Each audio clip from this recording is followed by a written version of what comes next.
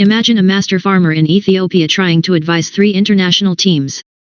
Without a universal translator, the farmer must manually translate every single instruction into English, French, and Japanese.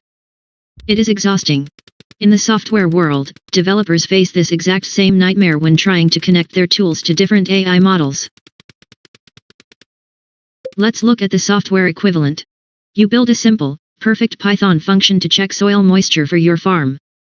It does exactly what it needs to do, perfectly. But here is the nightmare. To let an AI use your tool, you had to act as the manual translator. OpenAI demands one specific JSON format. Anthropic requires a completely different schema. And Google Gemini needs a third. If a new model comes out, your entire integration breaks. Enter the Model Context Protocol. It acts as the universal translator, eliminating all of that boilerplate code. Now, you write your Python logic exactly once, and add a simple decorator. This is all the code you ever need to write. Behind the scenes, the Model Context Protocol instantly acts as the translator. It takes your standard Python code, and automatically sends the correct format to whatever AI model is running under the hood. You write once, and run anywhere.